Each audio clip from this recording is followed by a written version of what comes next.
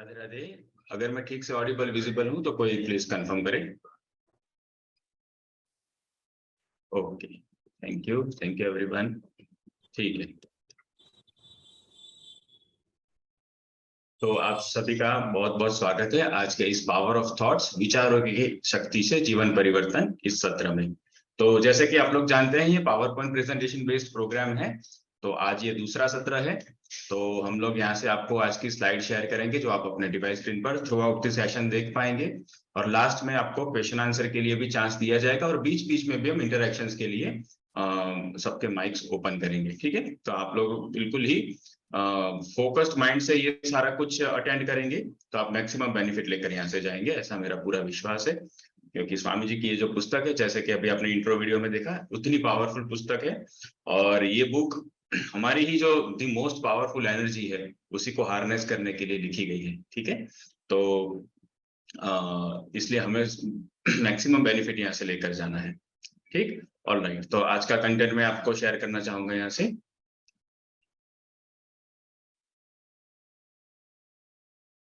Fine, तो ये हमारी आज की स्क्रीन रहेगी।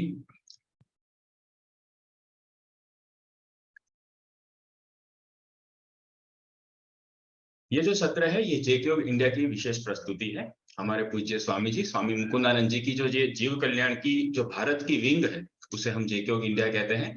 तो इसके पीछे पूरी एक बहुत ही कुशल और स्किलफुल टीम लगी हुई है जो इस सत्र को संभव बनाती है और ऐसे अनेकों सत्रों को प्रतिदिन के लिए संभव बनाती है और तमाम प्रकार के प्रचार प्रसार को भी हैंडल करती है। आप लोगों को पता ही है, राइट।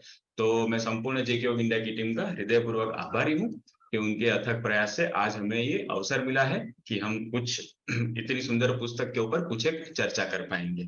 ठीक, तो जैसे कि आप लोग जानते हैं ये पूरा जो सत्र है ये पूज्य स्वामी मुकुंदानंद जी द्वारा लिखित एक रोचक पुस्तक पर आधारित है।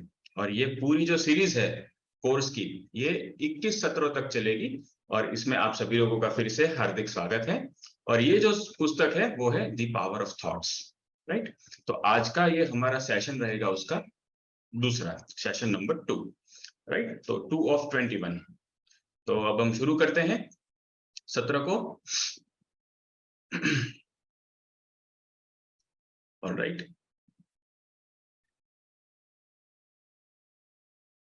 तो सबसे पहले हम रिवीजन देख लेते हैं क्योंकि हमने क्योंकि ये धारावाहिक सत्र है ना, ये पूरा कोर्स धारावाहिक है। तो अगले सत्र का थोड़ा सा हम रिवीजन इसको देख लेंगे और उसके बाद हम शुरू करेंगे। ठीक है, ताकि ये जो कंटिन्यूटी है वो टूटे नहीं और अचानक से ये क्या शुरू हो गया ऐसा ना हो जाए, राइट। तो हम थोड़ा सा इसको रिकैप कर लेते हैं। तो हमने 5 मेन चीजें देखी थी पिछले सत्र में, क्योंकि वो इंट्रोडक्टरी सेशन था, हमने ज्यादा डिटेल्स नहीं देखी थी। लेकिन फिर भी हमने फंडास को क्लियर किया था कि हम ये जो सुंदर परिणामों को प्राप्त करें, ऐसी जो ये हमारी अंदर इच्छा है, ये हमारी आनंद की ही इच्छा है और ये सहज है। हमारे आसपास अच्छी जीवन परिस्थितियां हो, हमारा बैंक बैलेंस अच्छा हो, हमारी लाइफस्टाइल अच्छी हो, ये कोई गलत बात नहीं है, जहां तक कि ये सब डेवलप करने में हमने दूसरों के अधिकारों का अपहरण न किया हो, राइट, दूसरों को दुखी न किया हो। तब तक ये सब ठीक है कि भाई हम हमारी ही एफिशिएंसी से, हमारी ही प्रोडक्टिविटी से ये अच्छे अच्छे रिजल्ट्स को प्रोड्यूस करते हैं। और फिर इन अनुकूल परिस्थितियों को हम फिर एक अच्छी वेल डेवलप्ड कॉन्शियसनेस को प्रोपेगेट करने में उसका उपयोग करते हैं। तो उसमें कोई हानिकारक बात नहीं है, राइट। ये सहज इच्छा है कि भाई मेरे आसपास सुंदर सुंदर वातावरण हो, राइट। कोई गंदगी में रहना नहीं चाहता है, जिसको गंदगी अच्छी लगती है वो भी चाहता है कि मेरे आसपास गंदगी रहे क्योंकि उसको गंदगी अच्छी लगती है, राइट। तो ये हमारे अंदर एक सहज इच्छा है कि हम जिसको अच्छा मानते हैं वो हम अपने आसपास देखना चाहते हैं, राइट। अब जैसी जैसी जिसकी सोच होती है, अगर हमारी सोच नॉर्मल है तो हम जहां है वहां से आगे निकलना भी चाहेंगे, राइट। तो कहीं किसी को ये डाउट नहीं होना चाहिए कि ये कोई भूल तो नहीं है, कहीं ऐसा तो नहीं है कि भाई ये हम जितने भीख मंगे घूमेंगे भगवान को उतना और अच्छा लगेगा, राइट। ऐसी कोई बात नहीं है। हम चाहे जितनी भी संपत्ति अर्जित करें, चाहे जितने भी पॉपुलैरिटी अर्जित करें, ये सारी चीजों को हमें अच्छे कामों में लगाना है, ये हमें आना चाहिए। और ये अच्छे कामों में हम अब ये एक समय हम लालच के कारण ये उत्पन्न तो कर लेते हैं, लेकिन फिर उसको अच्छे कामों में लगा नहीं पाते। क्यों? क्योंकि यही चीज गड़बड़ करती है, पावर ऑफ थॉट्स। थॉट्स के जो पावर है उसको हम कंट्रोल नहीं कर सकते, इसलिए वो जहां तहां पर हम उसको व्यय कर देते हैं, राइट। तो हमने देखा कि सुंदर परिणामों को प्राप्त करना एक सहज और एक नेचुरल इनहेरेंट डिमांड है हमारी, उसको हम चाहकर भी रोक नहीं सकते, राइट। इसलिए कोई भूल नहीं है, बस उसको कैसे उसका यूटिलाइजेशन करना है वो सीखना है हमें। ओके, तो ये था हमारा फर्स्ट पॉइंट ओपनिंग का, कि क्यों हमें पावर ऑफ थॉट्स जानने हैं या क्यों ये पुस्तक को डिटेल में जानना है, क्योंकि ये सारे सारे जो अच्छे अच्छे वातावरण है, अच्छी अच्छी परिस्थितियां हैं हमारे मन में भी और हमारे आसपास भी, ये थॉट के पावर को हार्नेस करने से ही आएगी। Okay fine. फिर हमने देखा था कि जीवन के किसी भी पहलू को रिस्टोर या ग्रो करने वाली ऊर्जा एक ही है, वो है हमारे विचार, राइट। तो हम जीवन के किसी भी परिस्थिति में हो तो दो ही अवस्थाएं हो सकती है हमारे जीवन की, हम दो ही स्टेट ऑफ लाइफ में हो सकते हैं। या तो कुछ ऐसे पहलू है जो बिगड़ चुके हैं, डैमेज हो चुके हैं, जिसको हमें रिस्टोर करना है, राइट। या तो फिर ऐसा है कि नहीं भाई सब कुछ ठीक ठाक है लेकिन जैसा चाहिए वैसा नहीं है, तो फिर उसको ग्रो करना है। इन दोनों से अधिक और कोई ऐसा नहीं चाहेगा कि भाई मैं जहां हूं वहां से मेरा पतन हो जाए या मैं जहां हूं वहां से मैं डिग्रेड हो जाऊं, राइट। दो ही पॉसिबिलिटी हम चाहते हैं कि भाई जो डैमेज है वो रिस्टोर हो जाए, रिपेयर हो जाए, हील हो जाए अगर बॉडी डैमेज है तो, और अगर सब कुछ ठीक ठाक है तो जहां है वहां से थोड़ा एक स्टेप लेवल अप करें हम।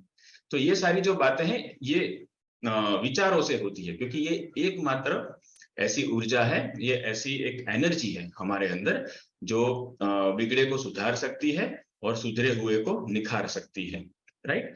और वैसे देखा जाए तो सुधरे हुए को बिगाड़ सकने वाली भी यही ऊर्जा है, लेकिन चूंकि हमें विचारों को के विनाश के ऊपर विचारों की विनाशक शक्तियों पर ध्यान नहीं देना है, उसकी सर्जनात्मक शक्तियों पर ध्यान देना है।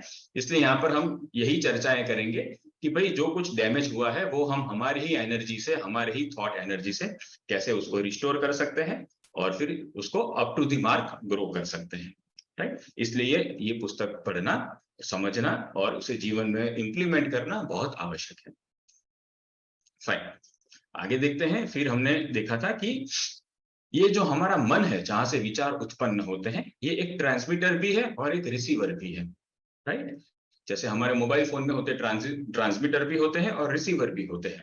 तो हम कहाँ पर खड़े हैं ये अगर गूगल मैप में हम वो पूछता है ना कि तुम्हारा डेस्टिनेशन क्या है और तुम कहाँ पर खड़े हो, योर लोकेशन और योर डेस्टिनेशन, राइट। तो हम कहाँ खड़े हैं ये ट्रांसमीटर बताता है, और डेस्टिनेशन के अनुसार कहाँ कहाँ जाना है वो हम रिसीवर से कैच करते हैं, सैटेलाइट से, राइट। तो मोबाइल के अंदर दोनों ही सर्विसेज या दोनों ही सेंसर या डिवाइसेस होते हैं कि जो ट्रांसमिट भी करते हैं वर्तमान परिस्थिति को और आसपास के तरंगों को रिसीव भी करते हैं। उसी तरह से ये हमारा मन जो है, राइट, कोई भी चीज, कोई भी एनर्जी होती है, अगर ये विचार को हम एनर्जी कहते हैं कि भाई ये क्वांटा है, एनर्जी क्वांटा है, जैसे प्रकाश के एनर्जी क्वांटा को हम फोटॉन्स कहते हैं, राइट। जैसे इसलिए इसी तरह से मन के ये एनर्जी क्वांटा को हम थॉटॉन्स कह सकते हैं, राइट। तो ये जो विचार है वो भी मन की ही ऊर्जा के पैकेट्स है, पैकेट्स ऑफ एनर्जी है, राइट। वो सतत लगातार रूप से 60,000 अ डे की मात्रा में छूटते रहते हैं, है ना। ये हमने डिटेल में सब देखा था। तो वो छूटते हैं तो कैसे छूटेंगे, कोई ऐसा डिवाइस चाहिए जो उसको छोड़ रहा हो, राइट। तो वो ट्रांसमीटर की तरह हमारा मन काम करता है। हमारा जो मन है वो उसका अपना भी एक बहुत निर्धारित स्वरूप है, उसका अपना भी एक कॉन्स्टिट्यूशन है, उसका अपना एक स्ट्रक्चर है जो हम अभी देख नहीं सकते, लेकिन ये सब बहुत सूक्ष्म अवस्था पे या सूक्ष्म लेवल पे होता है। और जब हम ट्रांसमिट करते हैं तो उसका सीधा सा अर्थ है कि हम ट्रांसमिट करते हैं तो सारे लोग भी ट्रांसमिट करते होंगे। तो ये एक कलेक्टिव एटमॉस्फेयर बनता है। इसीलिए हम कोई अच्छी जगह पर जाते हैं तो हमें पता चल जाता है कि यहाँ के वाइब्स बहुत अच्छे हैं। लोगों को घर लेना होता है तो किसी को वास्तु में कुछ पता नहीं होता है, तो वो ऐसे ही वहां पर जाते हैं और फील करते हैं कि यहाँ के वाइब्रेशन कैसे हैं।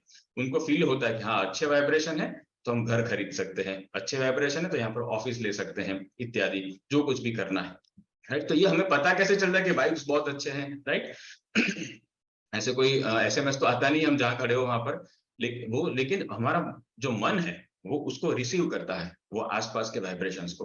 तो वहां पर वो रिसीवर की तरह काम करता है। गंदी जगह पर जाते हैं, स्लॉटर हाउस वगैरह में जाते हैं तो वहां पर पता चल ही जाता है कि भाई यहाँ के वाइब्रेशन बहुत खतरनाक है, और वहां पर ऑटोमेटिकली वो जो पशुओं इत्यादि को मारने का जो उनको जो बेचारे को भय लगा था, वो सारा भय हमारे अंदर भी हमें फील होने लगता है कि यहाँ पर कुछ बहुत ही होनहार घटनाएं हुई है जो नहीं होनी चाहिए थी, राइट। तो ये सारा कुछ हमें कैसे पता चलता है, वो इसी तरह से पता चलता है कि हम मन का उस समय रिसीवर की तरह उपयोग करते हैं, राइट।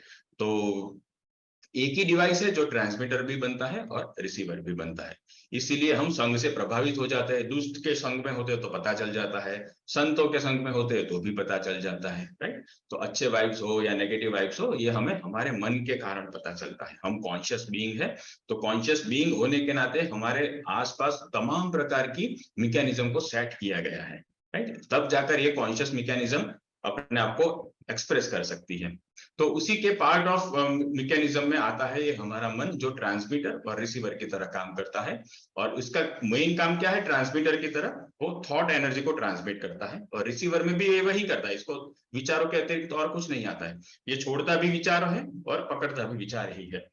ओके, तो इस प्रकार से जिस प्रकार की कंटिन्यूअस वाइब्रेंसी होती है वो अपने हमारे अंदर वो ट्रांसमिट करता है, और एटमॉस्फेयर में जो प्रोमिनेंट वाइब्रेंसी होती है उसको वो रिसीव कर लेता है। ठीक, तो इस तरह से हमने देखा था कि मन हमारा ट्रांसमीटर भी है और रिसीवर भी है। और फिर हमने पाया था कि ये जो हमारा चरित्र है, हमारा जो कैरेक्टर है, हमारी जो मेन पर्सनालिटी है, ये हमारी विचारधारा का ही एक्टिव फॉर्म है, राइट। कोई भी एक विचार होता है, वो बार बार रेपिटेशंस को पकड़ के एक विचारधारा, थॉट स्ट्रीम हो जाती है।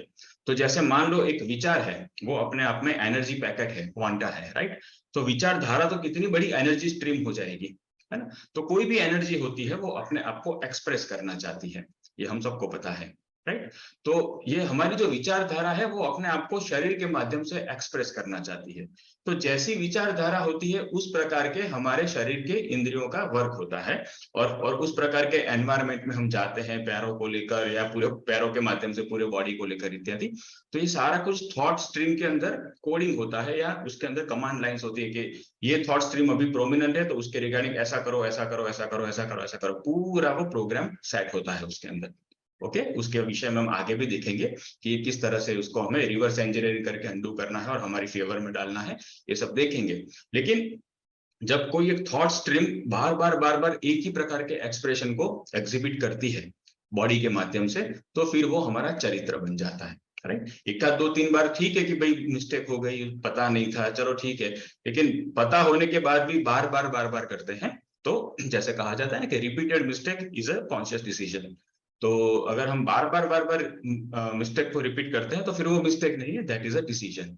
तो ये हमारी पर्सनालिटी में अब घुस चुका है, हमारी हैबिट बन चुका है, वो बिहेवियरल हैबिट बन चुका है, और इसलिए हम उसको छोड़ नहीं पाते। तो अगर अच्छा चरित्र बनाया है, अच्छा कैरेक्टर बनाया है, तो वही बार बार एग्जीक्यूट होगा, जैसे संतों का होता है। और अगर खराब कैरेक्टर बनाया है तो वो एग्जिबिट होगा, राइट। तो इस तरह से हमारी जो मेन पर्सनालिटी है वो हमारी विचारधारा जो है उसका ही एक्टिव फॉर्म है। विचारधारा है वो हमारी मानसिक पर्सनालिटी है, और ये जो उसको हम जब एक्टिव फॉर्म देते हैं चरित्र के माध्यम से, तो वो जो हमारी बाह्य पर्सनालिटी बनती है वो शारीरिक पर्सनालिटी है। तो पहले हम बाहर से जैसा बिहेव करते हैं वैसे पहले मन में बनते हैं, या अचानक से नहीं, वो ऐसे ही वो भूल से वो हो गया या प्री मेडिटेटिव थॉट था इसलिए हो गया, ऐसा नहीं होता है। वो प्री मेडिटेटिव थॉट को प्रिपेयर करने में, उसको कुकिंग करने में, उसका हमने बहुत सारा मेडिटेशन सबकॉन्शियसली किया हुआ होता है, राइट। बहुत सारा फोकस लगाया हुआ होता है वो सब्जेक्ट के ऊपर, तब जाकर वो उतना क्विक डिसीजन आता है, कि क्विक रिस्पॉन्स आता है कि हाँ ये करना है। ओके, तो कोई भी चरित्र जो होता है वो भूल से या हमारी जानकारी के बाहर नहीं बनता है, हम ही उसको सबकॉन्शियसली बनाते हैं। लेकिन वो हमारे कंट्रोल में कब आएगा, जब हम हमारे चरित्र को कॉन्शियसली बनाए, राइट। आज उसी के ऊपर हम डिटेल में चर्चा करने वाले हैं, ठीक। फिर लास्ट में हमने एक फॉर्मूला डिराइव की थी कि अगर ऐसी ही सारी बातें हैं तो सीधा सा अर्थ ये हुआ कि हमारी डे टू डे लाइफ में हम जो कुछ भी कार्य करते हैं वो हमारी जो वर्क की क्वालिटी है, it is directly proportional to thought quality. Work quality is equal to thought quality. बाहर से जो कार्य हो रहे हैं वो भीतर के थॉट क्वालिटी के हिसाब से ही होंगे। भीतर से वो व्यक्ति बहुत अच्छा है, बहुत प्रोडक्टिव है, लेकिन बाहर से वो जानबूझकर वो आलस्य कर रहा है, वो जानबूझकर लोगों का अहित कर रहा है, ऐसा नहीं हो सकता, राइट। अगर बार बार कोई एक काम बिगड़ रहा है तो उसके पीछे की अवेयरनेस खराब है, उसके पीछे की थॉट स्ट्रीम खराब है या अधूरी है, उसी के कारण ऐसा होता है। अगर वो वर्क के पीछे की क्वालिटी, थॉट क्वालिटी अच्छी हो तो वर्क क्वालिटी भी अच्छी ही होती है। ओके, इसके विषय में हमने बहुत डिटेल में साइकोलॉजिकल एनालिसिस भी किया था। तो इन अ वे यही सारी सफलता या विफलता का रहस्य है, राइट? कि भाई हमारा वर्क कैसा है, अगर वो वैल्यूज को जनरेट करता है सोसाइटी में तो हम सफल होंगे, अगर वो वैल्यूज को जनरेट नहीं करता है तो वो वर्क करने में हमें हमारी एग्जिस्टिंग वैल्यूज को भी खर्च करना पड़ेगा, और हम इस तरह से हमारा दिवालिया निकल जाता है, राइट? तो work quality is equal to thought quality. तो यहां तक हमने समझा था। तो इससे अब एक हम बहुत ही टर्निंग पॉइंट पे आते हैं कि अगर ऐसी बात है कि भाई इतना महत्व है हमारे विचारों का, हमारे व्यक्तित्व का, चरित्र का, हमारी वर्क क्वालिटी सीधा सीधा हमारे थॉट क्वालिटी पर अफेक्ट करती है, राइट? अगर ये सारी ही बातें हैं तो फिर अब हम एक और नए पहलू की ओर जाते हैं प्रोग्रेस के। वो पहलू क्या है वो आज हम देखेंगे, तो आज के कंटेंट की शुरुआत करते हैं।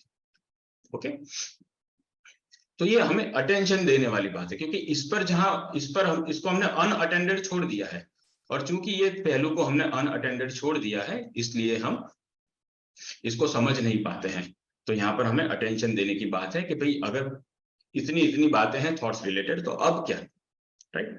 तो अब आता है विचारों के प्रति सावधान रहने की अनिवार्यता, राइट? पुस्तक में है 2.0 वॉच योर थॉट्स।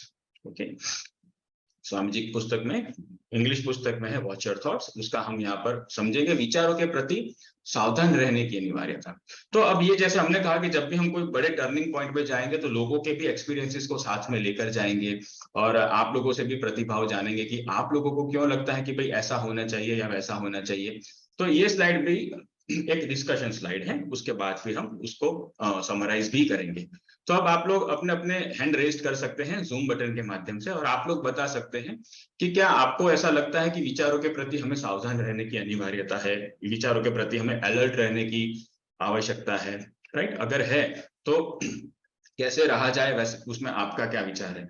ओके, अब देखो कोई यहाँ पर ये पुस्तक में से पढ़ के कोई स्पॉइलर नहीं दे देगा, ठीक है?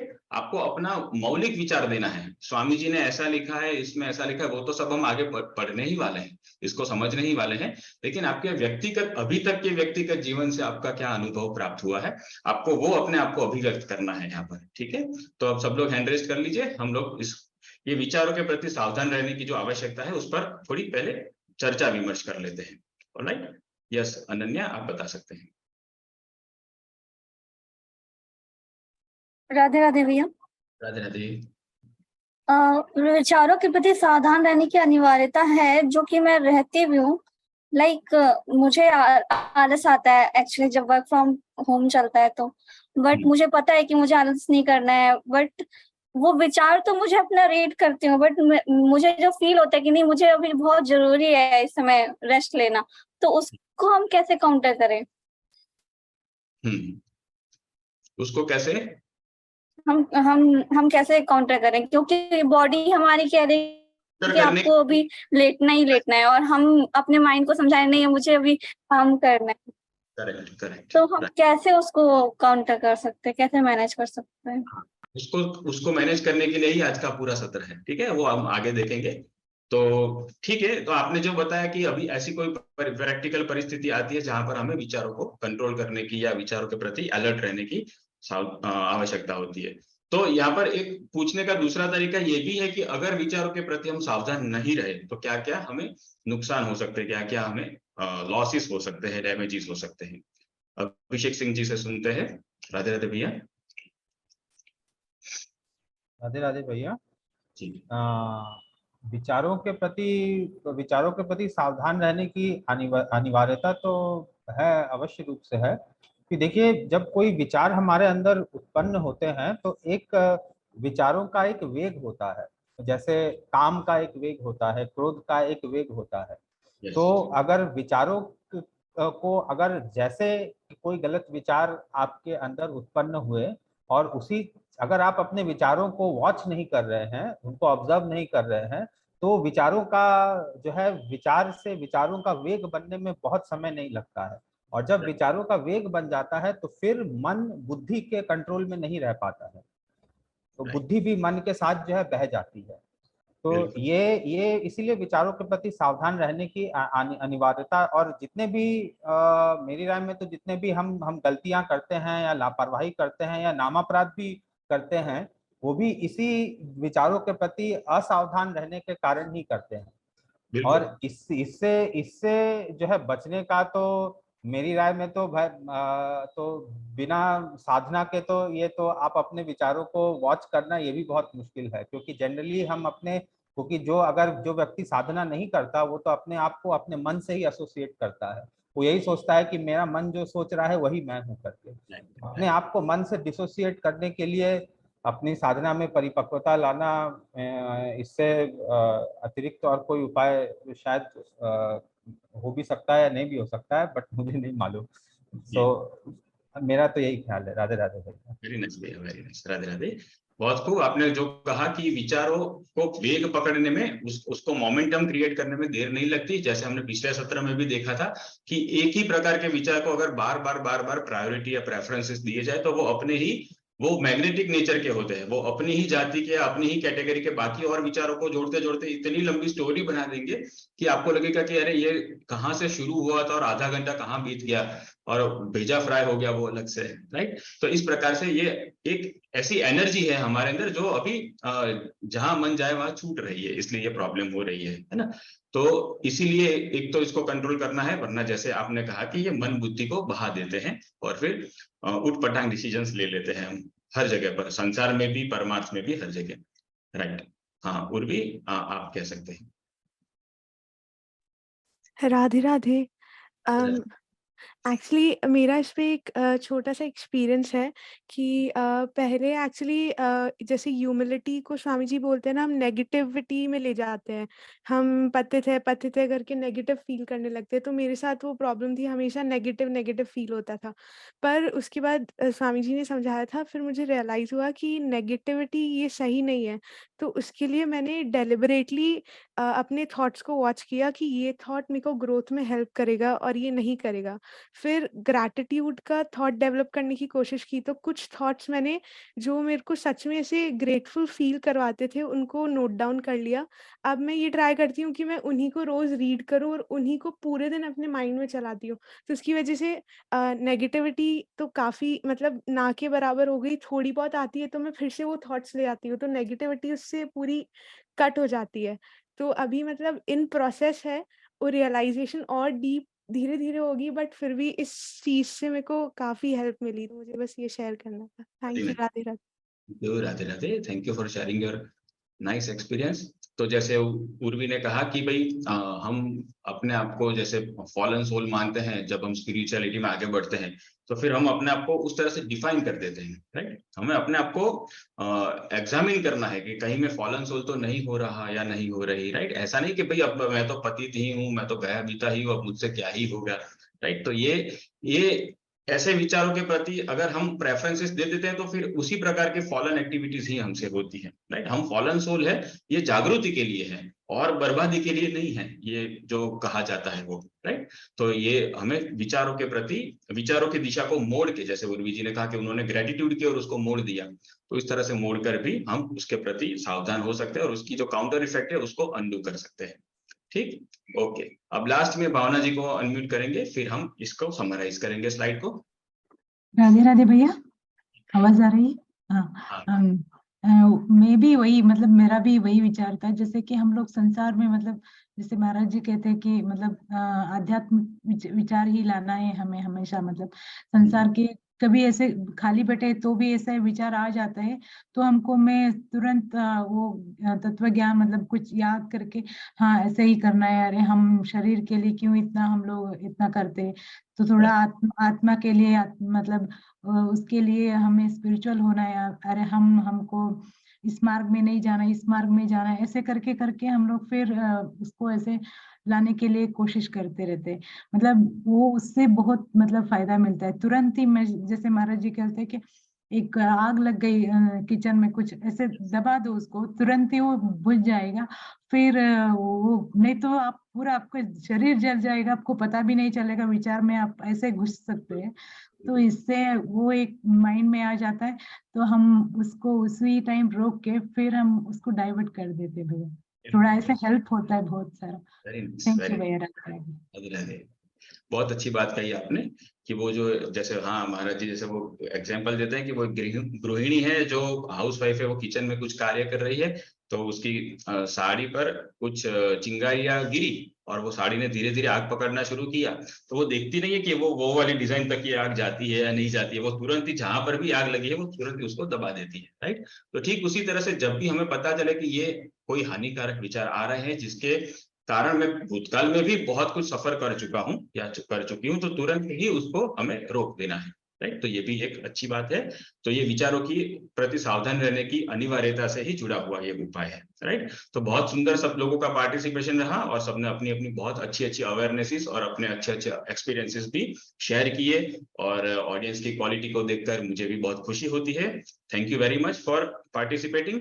तो अब हम ये जो टाइटल है उसको अब हम समराइज करते हैं, ठीक है, जो स्वामी जी ने पॉइंट्स बताए हैं उनके पुस्तक में। तो विचारों के प्रति अगर हमें सावधान रहना है, अलर्ट रहना है, अटेंटिव रहना है, तो उसकी सबसे बड़ी इनएविटेबिलिटी यही है, उसका सबसे बड़ा रीजन यही है कि ऐसा क्यों करना ही पड़ेगा, क्योंकि हम स्वयं के ही विचारों की शक्ति का उपयोग नहीं कर पाते, है ना। कि भाई विचार तो धमाधम निकल रहे हैं हमारे माइंड में से। जरा सोचो 60,000 अ डे, जैसे मन हमारा मशीन गन है, मशीन गन भी इतना गोलियां छोड़ के वो थक जाती है, वो गर्म होके वो पिघल जाती है, और हमारा मन देखो 60,000 अ डे, राइट। तो ये मशीन गन की तरह ये एनर्जी पैकेट्स को छोड़ रहा है, और डेफिनेटली वो वेगवान ही होंगे, वो वेलोसिटी से युक्त होंगे। तो उसको हार्नेस करने के लिए हमें बहुत कुछ समझना होगा, तब जाकर ये कल्टीवेशन होगा और फिर माइंड हमारे अनुकूल होगा, है ना। तो इसलिए अभी ये ही सीन हो रहा है कि हम विचारों की शक्ति का उपयोग ही नहीं कर पा रहे हैं। हम हमारे माइंड को बहुत ही पावरफुल फील करते हैं कि अरे मुझे जो करना है वो करने ही नहीं देता, इतना छोटा सा टाइनी सेगमेंट है मेरे बीइंग का, लेकिन वो मेरे इतने बड़े बॉडी को भी वो हिलने से रोक देता है, बहुत इंपॉर्टेंट काम होता है तो भी प्रोक्रास्टिनेशन करा देता है, लेजीनेस में घुसा देता है, राइट। तो इतना छोटा सा एलिमेंट है हमारे बॉडी का, लेकिन इतनी बड़ी क्षमता रखता है वो। क्यों? क्योंकि अभी हमने विचारों की शक्ति का उपयोग करना नहीं सीखा।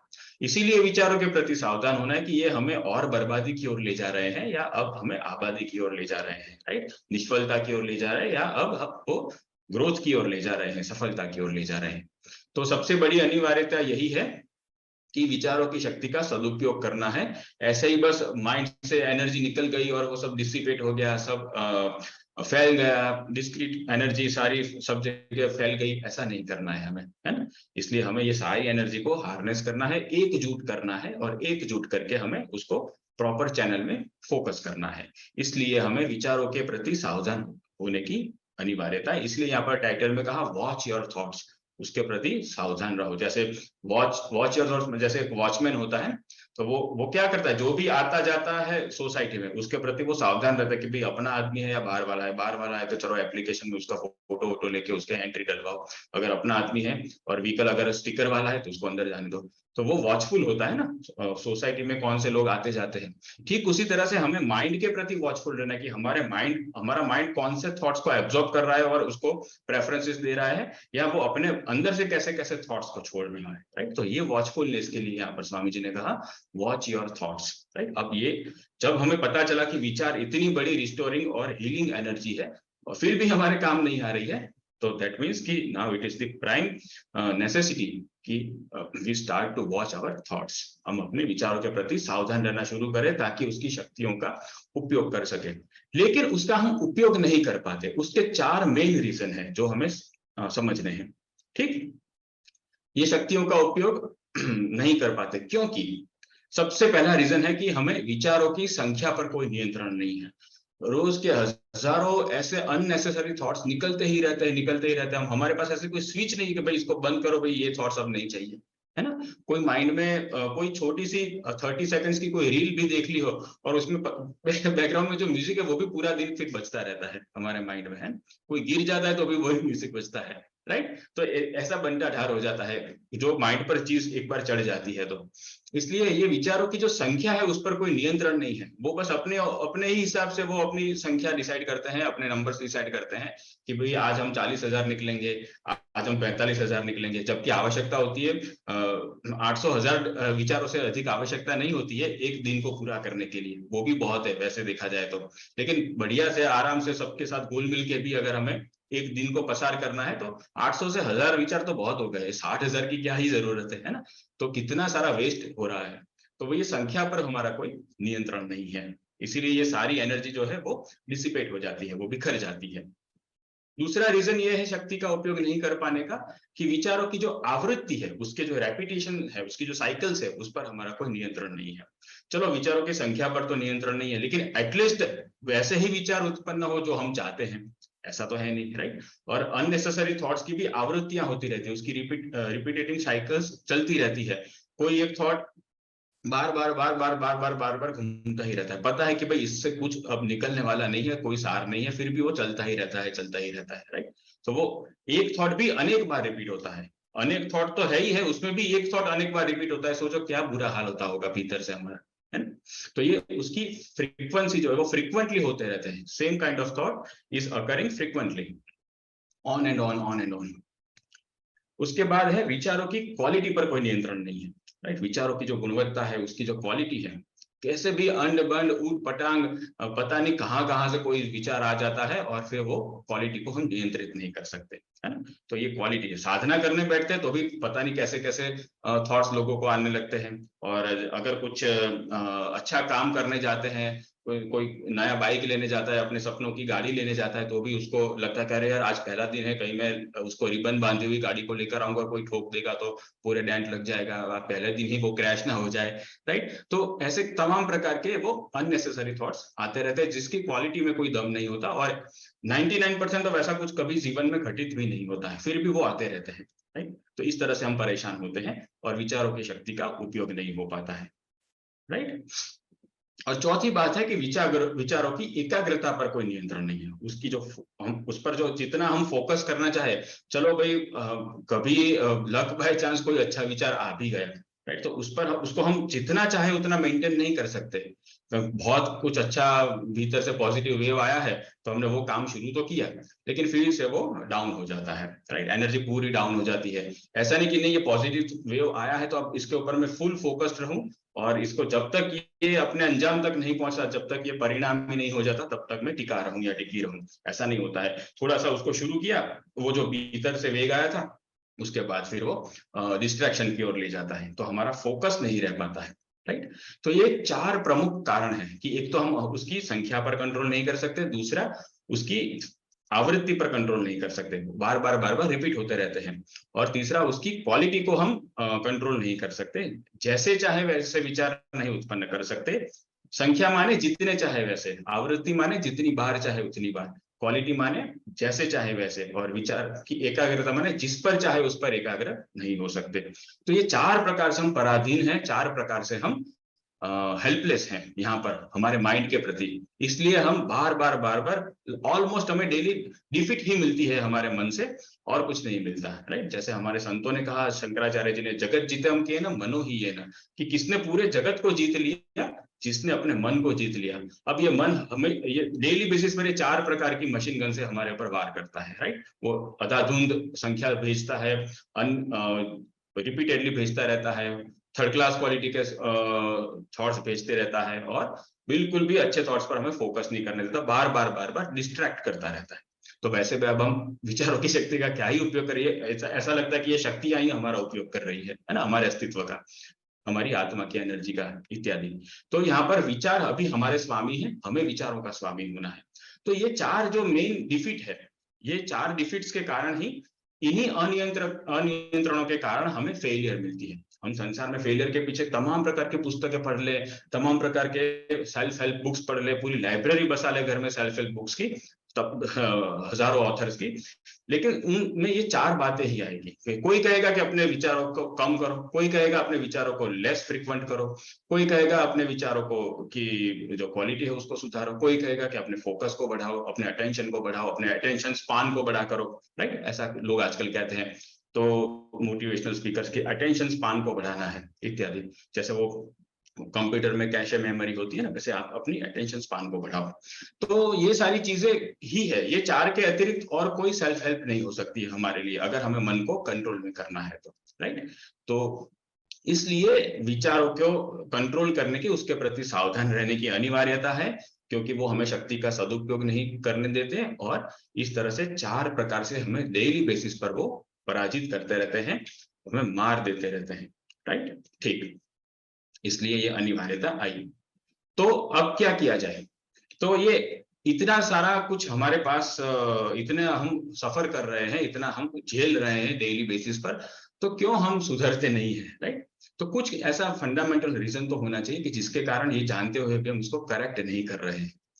तो उसमें सबसे पहला रीजन आता है कि हम स्वयं को परिस्थिति का शिकार मानने की मानसिकता से पीड़ित है, राइट? इसको कहते हैं, पुस्तक में है 2.1 victim mentality, second chapter delta 1 victim mentality. Victim mentality मतलब भाई ये जो परिस्थिति है, मैं तो परिस्थिति का मारा हूँ, परिस्थिति की मारी हूँ, अब मेरी जॉब ही ऐसी है तो मैं क्या करूँ, अब मेरी वाइफ ही ऐसी है तो मैं क्या करूँ, अब मेरे पापा ही ऐसे है तो मैं क्या करूँ, वो नहीं करने देते हैं। आउटर सिचुएशंस की ओर हम अपराधीन हो जाते हैं। इसलिए क्या होता है कि वो परिस्थितियां जैसे ही हम उनको हमारे सेंसरी परसेप्शन से परसीव करते हैं, तुरंत ही उसके थॉट्स की साइकिल घूमने लगती है हमारे मन में। अच्छा हाँ देखो देखो पापा है, अभी ऐसा ही करेंगे, अभी वो ऐसा ही करेंगे। वो शांति से अपने चश्मे लेकर चले भी जाए तो उनके मन में घुस जाते कि वो मन में ऐसा ही सोचते होंगे, राइट? तो इस तरह से हम परिस्थिति का शिकार बनने की मानसिकता से पीड़ित है कि भाई आ बैल मुझे मार, ताकि मैं यहाँ पर पड़ा रहूं आराम से और मुझे कोई काम न करना पड़े, राइट? तो यहाँ पर ये एक बहुत बड़ी मानसिकता आती है कि जानते हुए भी हम आगे नहीं बढ़ पाते, अपना ही सुधार नहीं कर पाते। लोगों का तो करने के लिए किसी ने बोला भी नहीं है, हम अपना ही सुधार नहीं कर पाते हैं, राइट? क्यों? क्योंकि विक्टिम मेंटालिटी में होते हैं कि भाई जो है सो, जो पावर है वो तो परिस्थितियों के पास है, मेरे पास तो कोई पावर ही नहीं है। परिस्थितियां जैसा कहेगी वैसे मेरे अंदर थॉट्स आएंगे, परिस्थितियां जैसे बदलेगी वैसे मेरा जीवन बदलेगा, राइट? तो हम हमारे जीवन को अपने चार्ज में नहीं लेते हैं। तो अब यहाँ पर ये एक और दुविधा होती है कि भला ऐसा हम क्यों चाहते हैं कि हम स्वयं को परिस्थिति का शिकार बना दे। कोई ऐसा तो नहीं चाहेगा कि भाई कोई प्राणी ऐसा नहीं चाहेगा कि कोई शिकारी उसका शिकार करे। तो हम ऐसे कैसे सोशल एनिमल है जो चाहते हैं कि भाई सोसाइटी हमारा शिकार कर ले या हमें विक्टिम बना ले, है? तो है ना, तो ये इसलिए ऐसा होता है क्योंकि ये विक्टिम मेंटालिटी में एक व्यसन होता है, एक एडिक्शन होता है।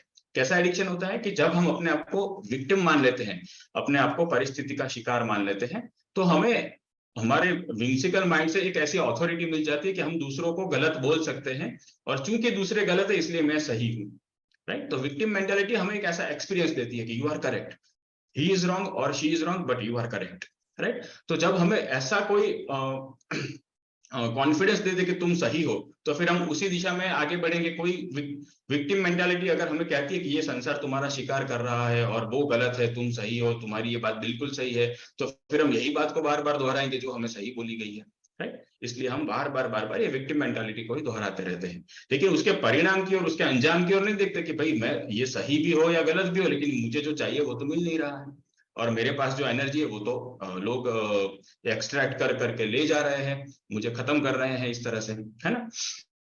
इसलिए हम हमारी एनर्जीज का चार्ज अपने हाथ में नहीं लेते। जब हमारी एनर्जी का चार्ज हम अपने हाथ में नहीं लेते, मेंटल एनर्जी का, तो हमारी टाइम एनर्जी भी लोग यूज करके चले जाते हैं, हमारी फिजिकल एनर्जी, सारी शारीरिक एनर्जी और पैसों की एनर्जी सब लोग यूटिलाइज करके चले जाते हैं। क्यों? क्योंकि बेसिकली हमने हमारी मेंटल एनर्जी को कंट्रोल नहीं किया। और मेंटल एनर्जी को कंट्रोल क्यों नहीं किया? वो इसी एक मेंटालिटी के कारण, और ये मेंटालिटी है व्हाई मी, मेरे साथ ही ऐसा क्यों होता है, उसने मेरे साथ ही ऐसा क्यों किया, मुझे ही जॉब से क्यों निकाला गया। अब उसके पीछे हम ये नहीं सोचते कि भाई तुम्हारे 50 रीजन थे, हम जो तुम्हें कहीं कभी दिखे ही नहीं है जॉब से निकालने के लिए, बस तुम्हें तो बस यही दिखता है, परिणाम दिखता है कि मुझे जॉब से निकाल दिया गया, लेकिन तुम्हारा थ्रू एंड थ्रू जो परफॉर्मेंस बिगड़ रहा था, तुम्हारा डाउन स्केल हो रहा था, वो सब तुमने नहीं देखा। उसके लिए तुम्हारे पास 50 बहाने पड़े हैं। लेकिन कंपनियां बहानों से नहीं चलती है ना, वो परफॉर्मेंस से चलती है। तो ये सारी बातों से हमने कभी अपने आप को न्यूट्रली जस्टिफाई नहीं किया है, इसलिए हमें लगता है why me why me why me, मेरे साथ ही ऐसा हुआ, संसार ही खराब है, ऐसी मेंटालिटी में हम फंस जाते हैं। इसलिए ये जो सारे विचार हैं उसको हम हार्नेस करने की सोचते तक नहीं है। हम तो यही सोचेंगे कि भाई ये मेरी जो दुर्दशा है ये तो इन लोगों ने की है, अब मैं क्या ही कर सकता हूँ, मैं क्या ही कर सकती हूँ, इस तरह से हम फंस जाते हैं, राइट। तो ये जो विक्टिम मेंटालिटी है, इसका बहुत ही सुंदर कोटेशन स्वामी जी ने पुस्तक में, मतलब जो पुस्तक में समझाया है उसमें से हमने एक सुंदर कोटेशन निकाला हुआ है, जो रीड आउट द कोट, आप लोगों को ही पढ़ना है, तो आप लोग हैंड रेस कर लीजिए, तो उससे हमें पता चलेगा। ओके, ठीक, किसी को पढ़ना हो तो आप हैंड रेस कर सकते हैं। यस, हाँ, तुषार भाई आप पढ़ सकते हैं। राधे राधे भैया। Nobody is forcing you to think unhappy thoughts. Why have you chosen to make your mind negative? When we make excuses for emotions, our focus shifts away from self-improvement to self-pity. Consequently, we do not bother to manage our mind, which starts festering with negativity. Radhe Radhe.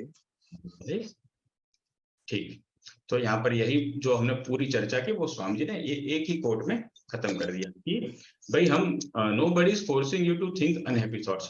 हम क्या करते हैं victim mentality में, हम unhappy thoughts को सोचते रहते हैं ना।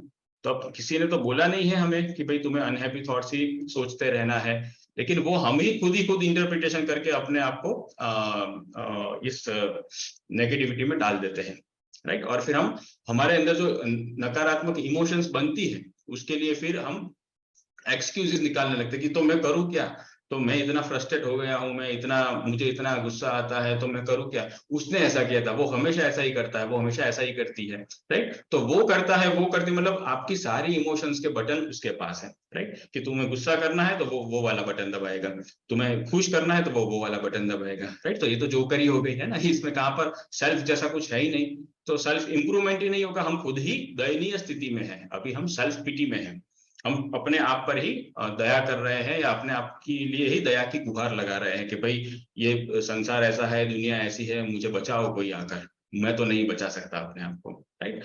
और फिर कॉन्सिक्वेंटली क्या होता है कि हमारा माइंड है, it starts festering with negativity, तो वो नकारात्मकताओं को भी अपने आप में से प्रोलिफरेट करने लगता है, निकालने लगता है, फैलाने लगता है, राइट। तो ये सिंपल सी बात है कि किसी भी एक प्रकार के विचार के प्रति जब हम जुड़ जाते हैं तो उसी जाति के, उसी कैटेगरी के विचारों को माइंड मैग्नेटिकली खींचकर बहुत लंबा पिक्चर बना देता है और पूरा जीवन, सालों साल का जीवन वो खत्म कर सकता है, राइट।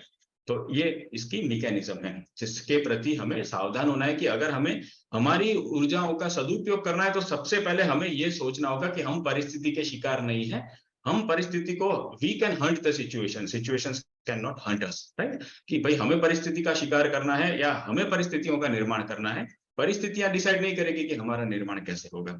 ओके, तो इस प्रकार से हमें ये समझना है और ये विक्टिम मेंटालिटी में से बाहर निकल के एक्टिवली कॉन्शियसली काम करने के लिए प्रिपेयर करना है अपने आप, ठीक। ओके, अब आगे चलते हैं। इसके बाद है भावुक उर्मियों का हानिकारक बंधन, chapter 2, delta 2, the bondage of emotions, right. Emotions जो है ये बहुत ही हमें बांध कर रखती है ना। तो ये इसमें ऐसा फंडा ऐसा है कि ये जो प्रगतिकारक विचार है हमारे, वो हमें प्रयत्न पूर्वक ही करने होंगे, एफर्टफुली ही करने होंगे, वो एफर्टलेसली होंगे ही नहीं, राइट। पूरे का पूरा एफर्ट लगाकर ही हमें प्रगतिकारक विचारों को करने होंगे। अगर हमने ये ग्रोथ ओरिएंटेड थॉट्स को कॉन्शियसली जानबूझकर कल्टीवेट नहीं किया तो होगा क्या कि जैसे हम इतने तमाम सालों से विक्टिम मेंटालिटी में हैं और हमारे आसपास के वातावरण को ही सुपीरियर मानते हैं, अपने आप को इंफीरियर मान रहे हैं, तो ये जो मेंटालिटी है वो हावी हो जाएगी। तो खाली मन में क्या होता है कि खाली दिमाग शैतान का घर, है ना। तो idle mind is devil's workshop और डेविल्स अबोर्ड, है ना। तो वो कहते हैं कि जब हमारा दिमाग खाली रहेगा तो हम फिर से विक्टिम मेंटालिटी में आ जाएंगे और फिर नकारात्मकताओं के विषय में सोचेंगे, मेरे साथ ऐसा हुआ था, भूतकाल में ऐसा हुआ था, तो अब भविष्य में भी यदि मेरे साथ ऐसा होगा तो मैं तो भाई कोई नहीं हूं कि उसका सामना कर सकूं, इत्यादि।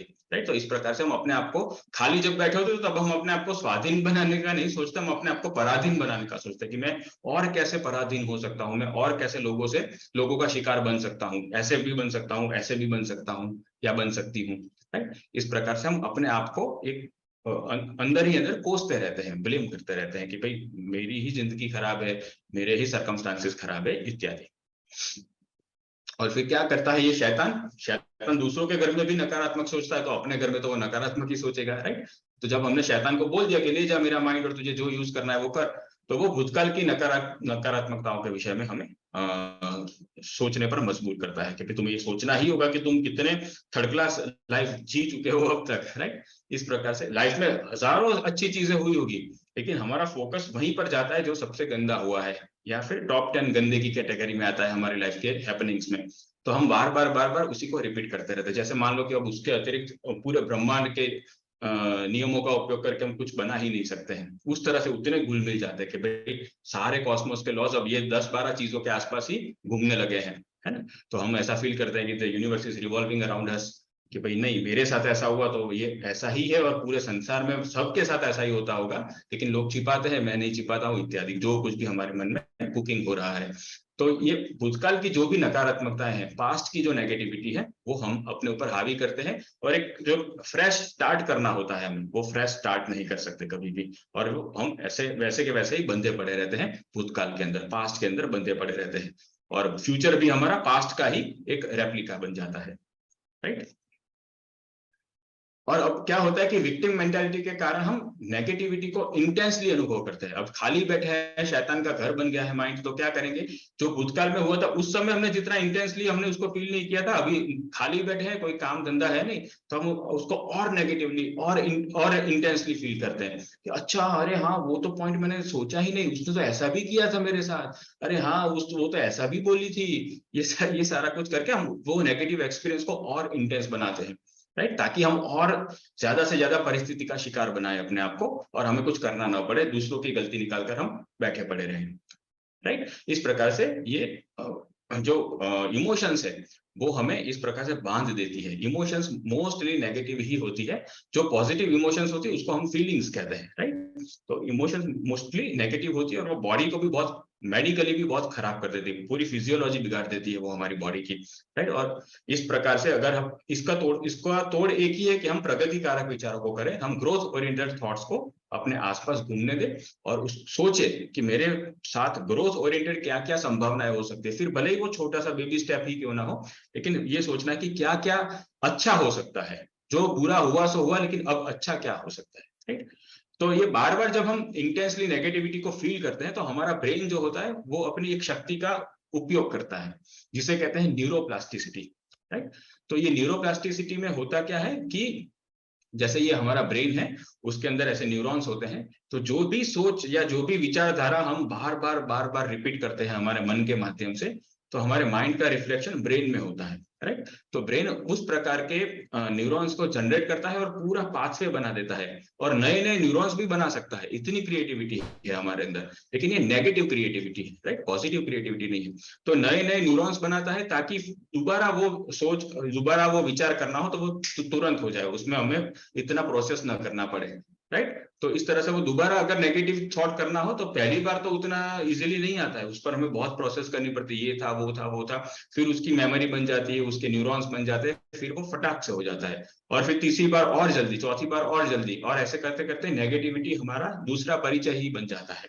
राइट, तो ये कैसे होता है, ये होता है न्यूरोप्लास्टिसिटी से।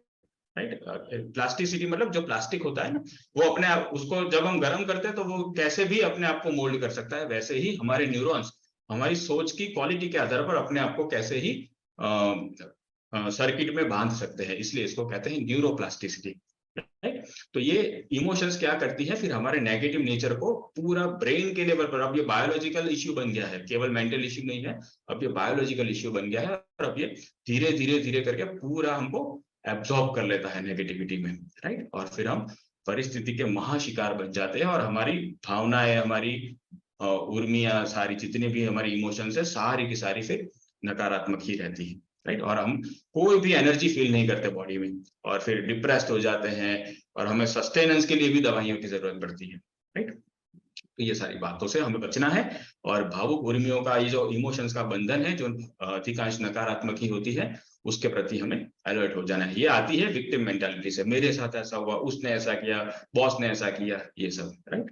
तो हमें लगता है कि यार उस टाइम में फाइट नहीं कर सका या नहीं कर सकी, तो अब ये मेरी बहुत बड़ी गलती है। वर्तमान में भी वो गलती को लेकर हम घूमते रहते हैं, राइट। ऐसा नहीं है, हमें ये समझना है कि भूतकाल में मैं जो कुछ भी परफॉर्म करना था उस सिचुएशन में, वो मैंने क्यों नहीं किया, मेरी सर्टेन लिमिटेशंस थी। अब वो लिमिटेशंस को सुधारने के लिए, मेरा ग्रोथ करने के लिए मुझे क्या करना है ताकि दोबारा ऐसा ना हो।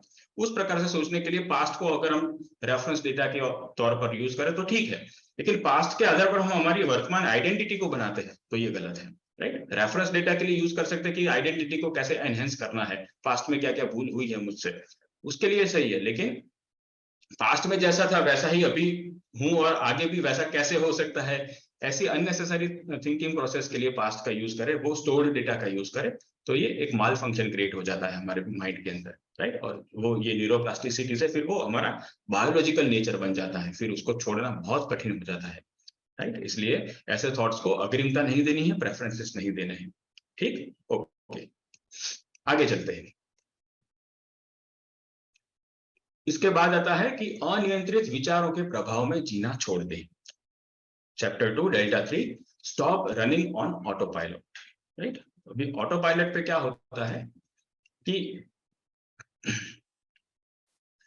ऑटो पायलट माइंड से संघर्ष ही उत्पन्न होता है। हमारा जो मन होता है वो जैसे हम ये पिक्चर में देखते हैं, वो टाइम क्राइसिस से घिरा हुआ होता है, स्ट्रेस से घिरा हुआ होता है, फाइनेंशियल क्राइसिस से घिरा हुआ होता है, रिस्क तमाम प्रकार के हम ले चुके होते हैं, हमारी लिमिटेशन हमें पता होती है जिसको हम ओवरकम नहीं कर सकते हैं या प्रॉपरली किया नहीं है, तमाम प्रकार के रियल लाइफ प्रॉब्लम्स में फंसे हुए होते हैं, एंग्जाइटी क्रिएट कर चुके हैं, राइट। तो ऐसे में अगर ऐसे यंत्र को अगर हम ऑटो पायलट पे छोड़ दे कि हाँ भाई तुझे जो सोचना हो वो सोच, मैं तेरी सोच के साथ तेरे सपोर्ट में हूँ, तो वो क्या ही करेगा, वो संघर्ष ही तो उत्पन्न करेगा, है ना।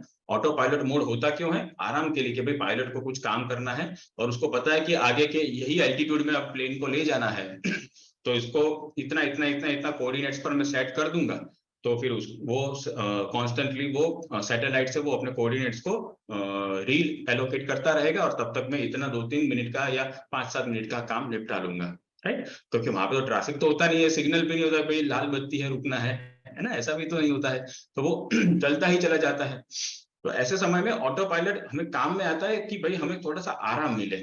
लेकिन अभी तो हम खुद ही इतने सारे क्राइसिस में फंसे हुए हैं, इतने सारे प्रॉब्लम्स में से घिरे हुए हैं, और वैसे में भी हम क्या करते हैं, हमारे माइंड को छोड़ देते हैं, हाँ भाई अब ये सब प्रॉब्लम्स है, अब इसके नेचर पर कोई काम नहीं करना है, उसके सॉल्यूशन पर कोई काम नहीं करना है, लेकिन ये प्रॉब्लम्स के विषय में तुझे जो सोचना हो वो सोच, ऐसा करके हम उसको छोड़ देते हैं कि जा तू बेटा ऑटो पायलट पे चला जा, अब इतने ये सिचुएशन है, जैसे ये प्लेन उड़ाना है वो उड़ा दे, और लास्ट में तो मुझे भी उड़ा देना है, राइट। तो इस तरह से हम माइंड को पूरी छूट दे देते हैं, और फिर वो संघर्ष और सफरिंग ही क्रिएट करता है हमारे जीवन में, है ना।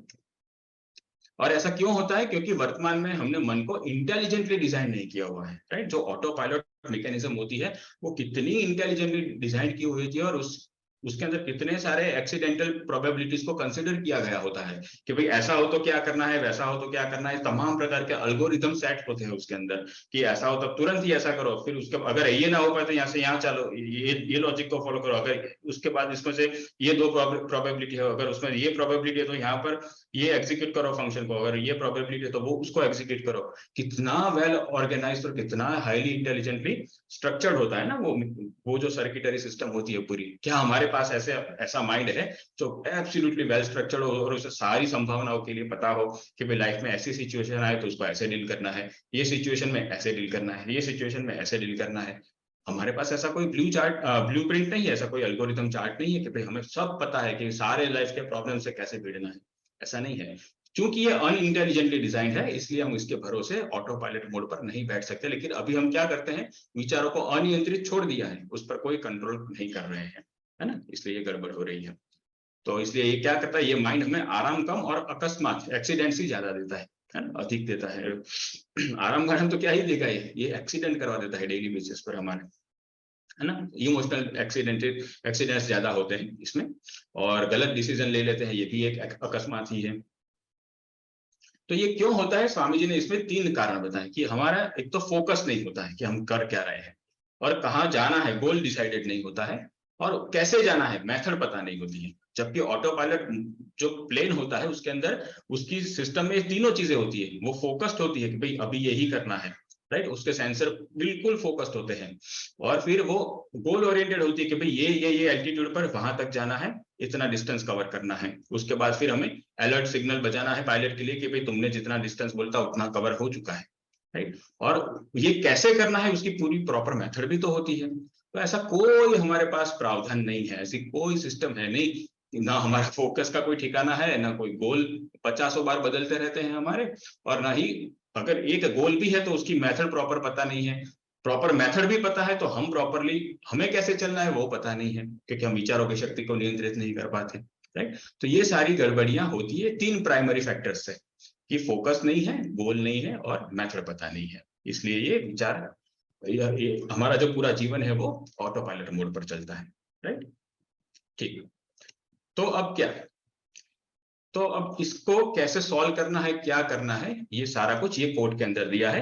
किसी को पढ़ना है तो ये रीड आउट द कोड आप लोग पढ़ सकते हैं। यस, हाँ, और भी आप पढ़ सकते हैं। Radhe Radhe. Radhe. If we wish to prevent our mind from being an enemy, we must not allow it to run on autopilot. We are not obliged to accept the emotions that our mind presents to us. No matter what the external circumstances, we have the freedom to choose our response. Instead of compulsively rehashing problems in our mind, we must, just a minute. We must turn our attention towards available solutions. Focus on goals and methods to achieve them. Thank you.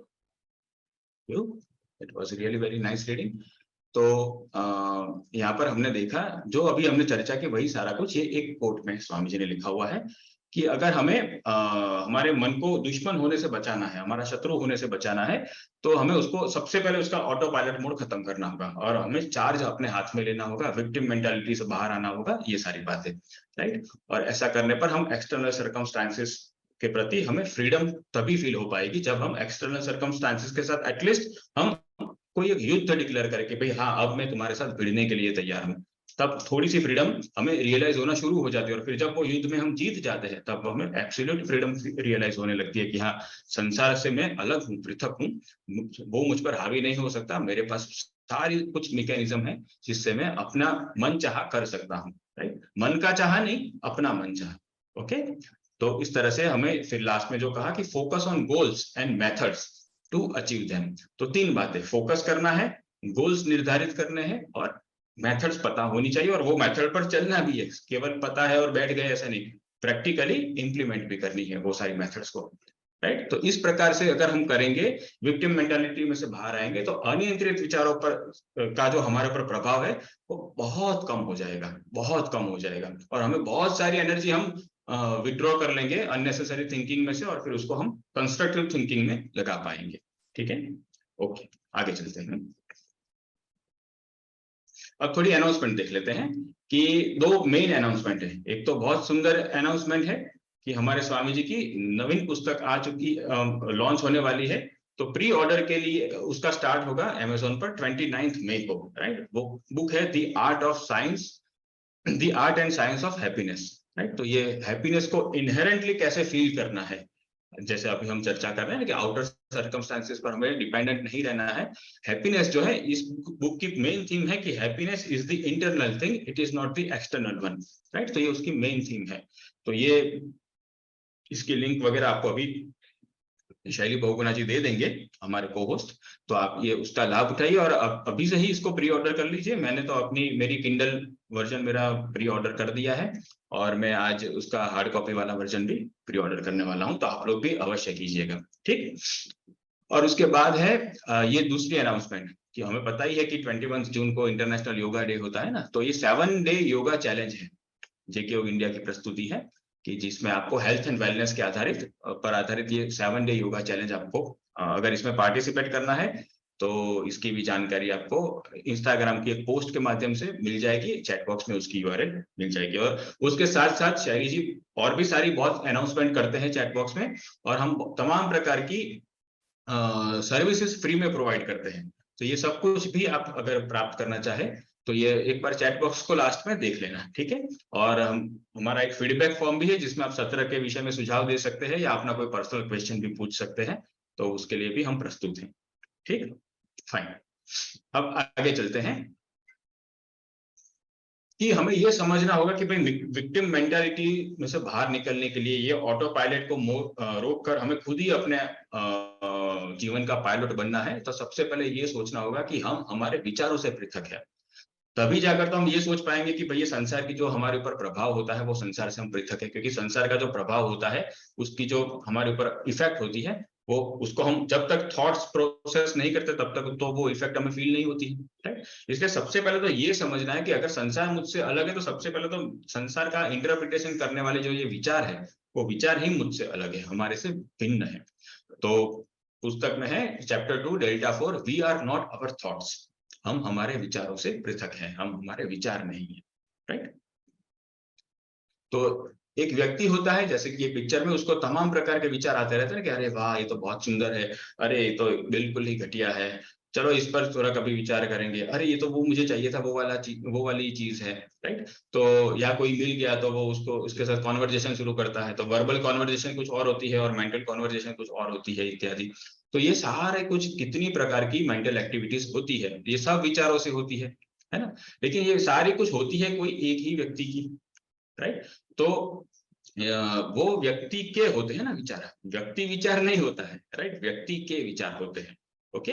तो उसके ऊपर ही हम यहाँ पर अब समझेंगे कि विचार जो है वो अपने आप में, यहाँ पर टाइपो है, आई एम सॉरी, तो विचार अपने आप में केवल आगंतुक ही होते हैं।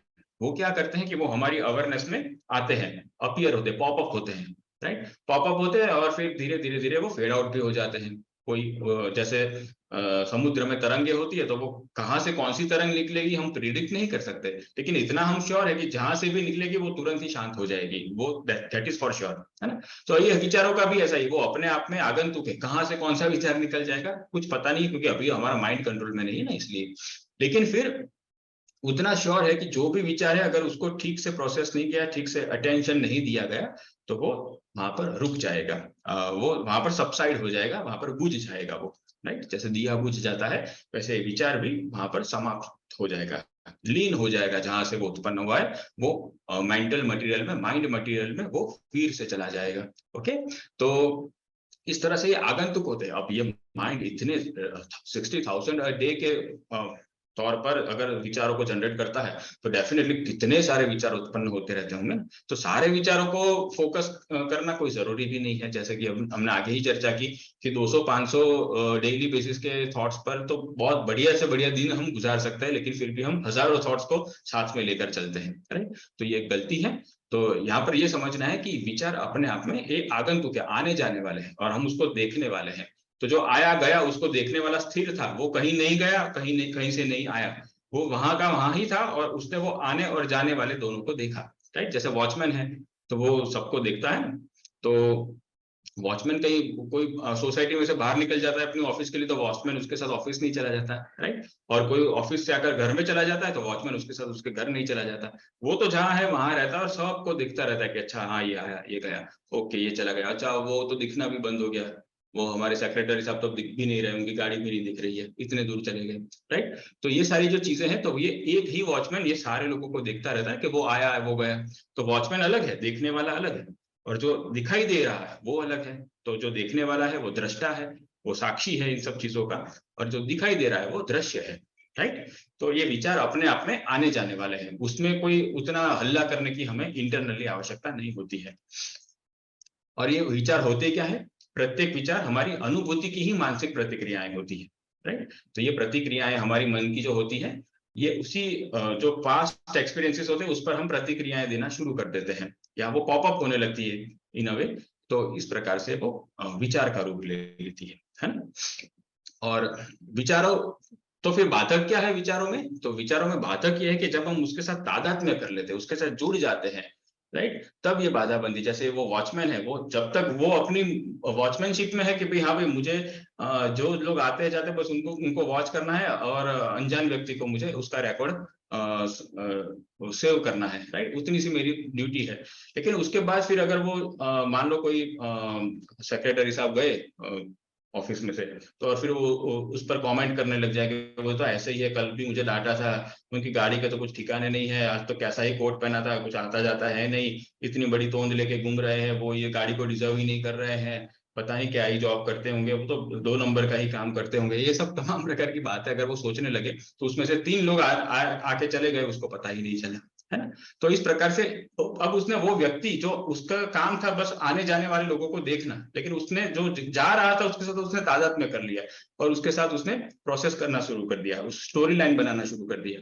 जब ये सब होने लगता है तब ये विचारों के साथ जो तादात्म्य हो जाता है, जो हमारा हम उसके साथ चिपक जाते हैं, ये चिपकना ही हमारे लिए बाधक हो जाता है, राइट। तो ये नहीं करना है, ओके। तो ये कैसे होता है कि विचारों को मानसिक रूप से हम पहले पकड़ लेते हैं। कोई भी विचार जा रहा है तो अरे इधर ऐसा करके हम उसको पकड़ लेते हैं, राइट। तो उसको पकड़ के फिर क्या करते हैं, उससे जुड़ी हुई फीलिंग्स को हम इंटेंस करते हैं। जैसे अब ये वॉचमैन और सेक्रेटरी के उदाहरण में देखा कि उसने अपनी धीरे धीरे अपनी फीलिंग्स को इंटेंस कर दिया, राइट, जितना हो सके उतना वो फिर लास्ट में नेगेटिव सोचने लगा, है ना। तो ये बात होती है। और उसके बाद है कि उन विचारों और फीलिंग्स को रिपीट करना, वो बार बार फिर रिपीट करता है उनके प्रति नेगेटिव थॉट्स को। वो गाड़ी अब दिख भी नहीं रही है सेक्रेटरी साहब की, दोपहर को वो लंच कर रहा है तब भी सेक्रेटरी साहब उसके माइंड में घूम रहे हैं, नहीं वो तो अब आने दो, आज आने दो, अब ये करूंगा, वो करूंगा, ये कंप्लेन होगी, ये सारी बातें होती रहती है, राइट। तो वो फीलिंग्स को रिपीट करता रहता है, हम करते रहते हैं, राइट। इस तरह से तादात्म्य और दृढ़ हो जाता है। और फिर होता क्या कि फीलिंग्स के अनुसार हम मोनोलॉग शुरू कर देते हैं। ये पराकाष्ठा का पागलपन है, राइट। ये क्या करता है कि जैसी फीलिंग्स उत्पन्न होती, किसी के प्रति दुर्भावना उत्पन्न हुई या सद्भावना उत्पन्न, कुछ भी उत्पन्न हुआ, तो हम उसके साथ खुद ही अपने आप से ही बातें करने लगता है। भाई उससे बात करो अगर दुर्भावना है तो, या सद्भावना है तो उसको अप्रिशिएट करो, राइट। खुद अपने आप से बातें करके क्या पागलपंती है ये, है? तो हम पूरा का पूरा पागल हो जाते हैं और अपने आप से ही बात करते हैं, और वो भी अपने बारे में नहीं, अपने ग्रोथ के बारे में नहीं, उसके बारे में बात करते हैं, उसके बारे में अपने से बात करते हैं। इसे कहते हैं मोनोलॉग्स, राइट। डायलॉग्स में क्या होता है, डाया माने दो लोग एक दूसरे से बात करते हैं, उसे कहते हैं डायलॉग्स। लेकिन मोनोलॉग्स में क्या होता है, एक ही व्यक्ति कैरेक्टर बन जाता है और एक ही व्यक्ति फिर बोलने वाला और सुनने वाला, दोनों कैरेक्टर वही बन जाते हैं। तो हम बोलते भी है और जो बोलते हैं वो हम सुनते भी है, और वो सुन के हम खुद ही प्रतिक्रिया देते हैं और फिर खुद सुनते हैं, फिर खुद प्रतिक्रिया देते हैं। यही तो सब होता है ना मोनोलॉग्स हमारे जब हम किसी के प्रति कुछ सोचते हैं तब। तो ये फीलिंग्स के अनुसार सारे मोनोलॉग्स क्रिएट होने लगते हैं, और ये जो मोनोलॉग्स क्रिएट होने लगते हैं ये पराकाष्ठा का पागलपन है, ये एक्सट्रीम लेवल की मैडनेस है हमारे माइंड की, है ना। तो हम जो कोई ऐसे ही बैठा हो और कुछ भी अनाप शनाप बकबक करता हो तो हम कहते हैं ये तो पागल आदमी है। अब वो बेचारा अपने थॉट्स को वर्बलाइज कर रहा है तो वो पागल सिद्ध हो गया, और हम बिना वर्बलाइज किए वही चीज हम इंटरनली करते हैं, तो हम पागल नहीं हुए क्या, है ना। इसलिए हम सब लोग पागल ही है, हमें हमारी पागल अवस्था को सुधारना है, राइट। ठीक। तो अब ये विचारों से हम पृथक हैं, उसके रिगार्डिंग एक कोट है पुस्तक का सुंदर, किसी को पढ़ना हो तो आप लोग हैंड रेज कर सकते हैं। इसके बाद अब बस थोड़ी सी छोटी छोटी स्लाइड्स हैं, अब इसको फिर फिनिश करेंगे। यस अलका, आप पढ़ सकते हैं। राधे राधे भैया। By themselves, thoughts are not harmful. They can enter our awareness and slip away, making scant difference to us. It is when we identify with them and see ourselves as the voice behind them that the confusion begins. Stop associating with it, distance yourself from it, and it will lose its grip on you. तो यहाँ पर कहा ना, जैसे हमने अभी की, वो मोनोलॉग्स क्रिएट हो जाते हैं, वो इसे कहते हैं voice behind the mind, right. तो वॉइस बिहाइंड योर थॉट या वॉइस इन योर हेड, ये जो न्यू एज जो मूवमेंट चल रही है ना थॉट्स की, उसमें इसे वॉइस इन योर हेड कहते हैं, राइट। तो ये सारे जो वॉइस है ये मोनोलॉग्स है, वो हम ही सुनते हैं, हम ही बोलते हैं, हम ही सुनते हैं, हम ही बोलते हैं, हम ही डायरेक्टर है, हम ही हीरोइन है, हम ही हीरो है, हम ही विलन है, और यहाँ तक कि वो जो पिक्चर का सीन है वो भी हम ही है। राइट, इतना कुछ हम बन जाते हैं। तो ये डे ड्रीमिंग जैसा हो गया, स्वप्न में जैसे हमारा मन सब कुछ बन जाता है, तो दिवस में भी हम, दिन में भी ये ड्रीमिंग करते हैं। राइट, तो हमारा जो ल्यूसिड ड्रीमिंग होता है वो ल्यूसिड ड्रीमिंग चालू का चालू ही रहता है ना। ठीक, तो यहाँ पर हमने देखा कि ये थॉट्स अपने आप में हार्मफुल नहीं है, हम उसको पकड़ते हैं, उसको जहां तक सेटिस्फेक्शन हो वहां तक उसको रगड़ रगड़ के नेगेटिव बनाते हैं, फिर उसको फील करते हैं, फिर उसको इंटेंस करते हैं, फिर उसके साथ बातचीत करना शुरू कर देते हैं। राइट, और इस तरह से हम अपने ही विचारों को खुद ही अपना ही स्वरूप मान लेते कि नहीं ये मैं ही हूँ। राइट, लेकिन इतना कुछ करने की आवश्यकता ही नहीं थी। अगर उसको हम केवल वॉचफुलनेस से, साक्षी भाव से देखते तो ये कब का चला जाता है। राइट, तो उसी के आधार पर अब नेक्स्ट टॉपिक आता है, लास्ट टॉपिक है आज का, कि साक्षी भाव अपने विचारों के प्रेक्षक बने।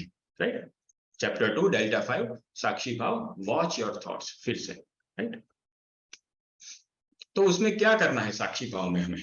राइट, तो उसका प्रारंभ है कि एकांत में हमें अपने विचारों का अवलोकन करना है, बस केवल अवलोकन, जैसे पिक्चर में है ना, in the light of consciousness we have to just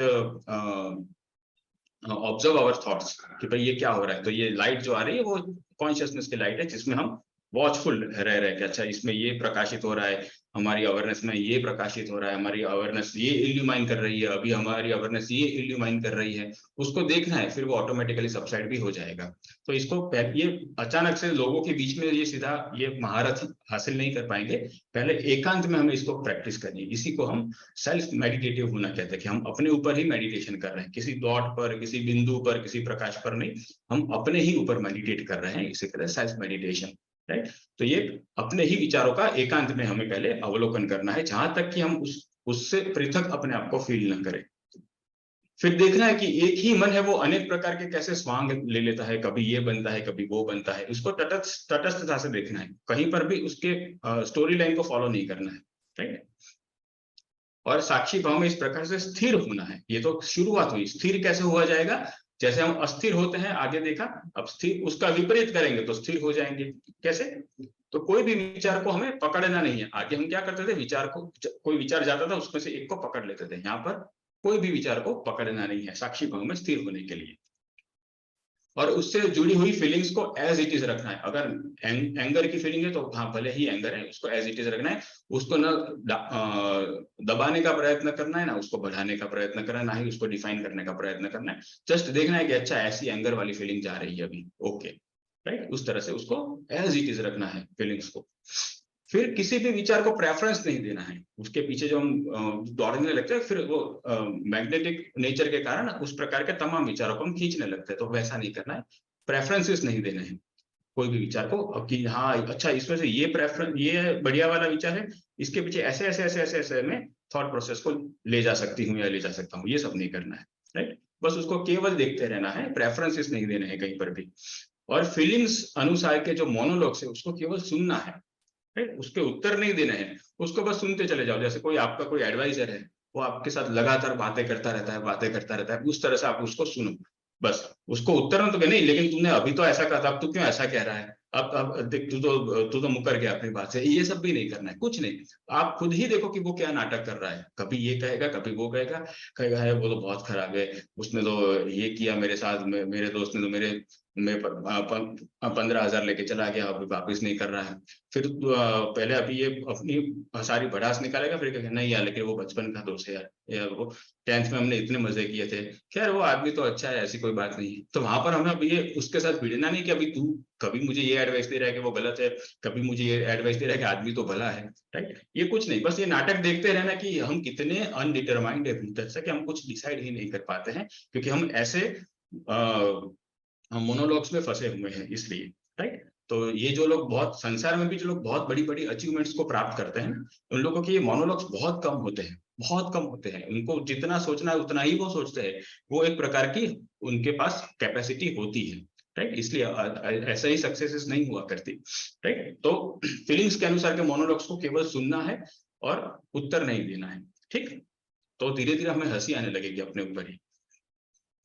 तो अब इससे ऐसा करने से होगा क्या, ये साक्षी भाव स्थिर होगा तो सबसे बड़ी अचीवमेंट हमें मिलेगी कि हमें हमारे जो विचार, जो हमें मैं है, जो हम मैं फील करते थे वो मेरा बन जाएंगे, राइट। जैसे हम मान लो कि कोई मोबाइल में इतना घुस गया है तो वो मोबाइल को ही अपना स्वरूप मान ले, लेकिन धीरे धीरे धीरे उसको पता चले कि नहीं, ये मोबाइल अलग है, मैं अलग हूँ। तो ये बहुत बड़ी सिद्धि है कि हम अपने विचारों में से मैं को हटाकर उसको मेरा बनाए, राइट। तो थॉट में जो हमारी आइडेंटिटी है उससे हम डिसआइडेंटिफाइड हो जाए, अनआइडेंटिफाइड हो जाएंगे, डिसएसोसिएट हो जाएंगे, राइट। तो हमें अनआइडेंटिफाइड होना ही है ना। तो ऐसा करने से ही हम साक्षी भाव में सिद्ध हो सकते हैं या सफल हो सकते हैं। ओके, तो ये वो जब वो मेरे जो विचार है वो मैं से मेरे बन जाएंगे, तब वो उनका जो प्रभाव है वो ऑटोमेटिकली खत्म हो जाएगा। ठीक, तो तादाद में छूटने से क्या होगा कि वो विचारों पर हम नियंत्रण कर सकेंगे, हम उसको गेट आउट बोल सकेंगे। अभी तो हम गेट आउट नहीं बोल सकते क्योंकि हम खुद ही इतने सारे मोनोलॉग्स कर रहे हैं उसके साथ बातचीत कर रहे हैं, उसकी इतनी आवश्यकता अनुभव कर रहे हैं कि भाई इसके साथ इसके ओपिनियंस बहुत मैटर करते हैं मेरे लिए, राइट। तो इस प्रकार से अभी तो हम ये एडवाइजर को भगा नहीं सकते, लेकिन जब फिर हमें पता चलेगा कि ये एडवाइजर फिर से अपनी अनाप शनाप बातें बकने लगा है, तो हम तुरंत कहेंगे कि भाई गेट आउट, मैं अभी इंपॉर्टेंट काम कर रहा हूँ, तू निकल यहाँ से, मैं तेरे साथ बाद में बात करूंगा अगर बाद में भी कोई इंपॉर्टेंट काम नहीं हुआ तो। इस तरह से एक गैप क्रिएट होता है, वो जो गैप क्रिएट होता है वही हमारी बहुत बड़ी फ्रीडम होती है उस टाइम, राइट। तो ये तादाद में छूटना बहुत आवश्यक है विचारों से। और वो कैसे छूटेगा? जब हम साक्षी भाव से विचारों में से जो मैं है उसको निकालकर उसको मेरा बना देंगे, तब ऐसा होगा, राइट। और इस प्रक्रिया को अनेकों नामों से हर जगह बताया गया है, राइट। कहीं पर इसको कहा है दृष्टा भाव, कहीं पर कहा है प्रेक्षक भाव, स्वामी जी ने साक्षी भाव कहा है क्योंकि हम साक्षी के रूप में देखते हैं, राइट। हमारा कहीं पर भी अटैचमेंट नहीं होता है, आंखों के सामने होना उसे कहते हैं साक्षी। ओके, फिर एक है मेटा अवेयरनेस। अब इसको अभी हाल ही के जो रिसर्च पेपर्स हैं ये माइंड के ऊपर के मेटाफिजिकल रिसर्च जो हो रहे हैं, तो उसमें ये जो दृष्टा भाव है जिसमें माइंड अपने आप को देखता है कि वो क्या कर रहा है, उसको वो लोग कहते हैं कि ये मेटा अवेयरनेस है, राइट। जैसे पिछले दशक में या पिछली शताब्दी के अंत तक क्वांटम शब्द बहुत चला था ना, कि आपकी क्वांटम आइडेंटिटी, आपका आपकी क्वांटम कॉन्शियसनेस, आपका क्वांटम ये, आपका क्वांटम वो ये वैसे अभी ये मेटा चल रहा है, राइट। ये सारे मार्केटिंग जार्गन से और कुछ नहीं है। तो अल्टीमेटली तो यही की बात हो रही है कि साक्षी भाव की बात हो रही है। मेटा अवेयरनेस मतलब रूटीन अवेयरनेस में आप ऑब्जेक्ट ओरिएंटेड होते हो या ऑब्जेक्ट में सबमर्ज्ड होते हो। मेटा अवेयरनेस को पता होता है कि वो ऑब्जेक्ट ओरिएंटेड नहीं है, वो सब्जेक्ट ओरिएंटेड है, बस इतना ही। तो ये लेटेस्ट रिसर्च पेपर में पैंडेमिक के बाद जो रिसर्चेस आए हैं उसमें ये वर्ड ज्यादा आता है, ठीक। फिर इसमें इसका एक और शब्द है माइंडफुलनेस, क्योंकि आपको वॉचफुल रहना है, माइंड को पूरा वॉचफुल रखो, उसको कहते हैं माइंडफुलनेस। ओके, और चौथा है, ये भी कभी कभी यूज होता है, state of super mind, right. तो ये स्टेट ऑफ सुपर माइंड, ये आप पाश्चात्य जगत की पुरानी क्रिश्चियनिटी वगैरह की किताबें पढ़ेंगे जहां पर मेटाफिजिकल्स की बात की है, तो उसमें आता है कि वो this is the state of super mind. तो ये सुपर माइंड मतलब क्या कि माइंड अपने आप को ही जान रहा है कि वो क्या कर रहा है, दैट इज सुपर माइंड। एक होता है नॉर्मल माइंड, एक होता है सुपर माइंड, ठीक। तो ये तो आप लोग शायद बहुत कम सुनेंगे, लेकिन ऊपर के 3 बार बार आएंगे अब, है ना। तो ये सारी कुछ एक ही बात हो रही है कि भाई साक्षी भाव से अपने विचारों को देखना है, कोई बड़ा जार्गन इसमें हमें कंफ्यूज नहीं होना है। तो ये लोग तो ऐसे यूज करते रहते हैं। मेन बात यह है कि वॉचमैन की तरह सोसाइटी में आने जाने वाले लोगों को देखना है, उनको डिफाइन नहीं करना है, उनको एक्सप्लेन नहीं करना है, उनको इंटरप्रेट नहीं करना है। ठीक उसी तरह से हमारे विचारों को देखना है एकांत में बैठकर, उनको फील नहीं करना है, उनको इंटेंस नहीं बनाना है, और इस तरह से हमें हमारी ओनरशिप वहां से विड्रॉ करनी है, ठीक है। Okay, all right. तो अब ये आज का सेशन यहाँ पर पूरा हुआ, हमने विचारों के विषय में बहुत कुछ विचार कर लिए, और अब आपको यहाँ से दिया जाएगा अब वीकली एक्शन प्लान, क्योंकि वो पिछली बार तो इंट्रोडक्टरी सेशन था तो हमने कोई ऐसा होमवर्क नहीं दिया था। अगर आप चाहो तो ये कर सकते हैं, कोई कंपलसरी नहीं है, लेकिन जो आज हमने पढ़ा है उसको आप थ्रू आउट दी वीक कैसे उसको अप्लाई कर सकते हो, उसके लिए ये वीकली एक्शन प्लान आपको दिया जाएगा, to be practised week long. 1 week के लिए आपको इसकी प्रैक्टिस करनी है, ठीक।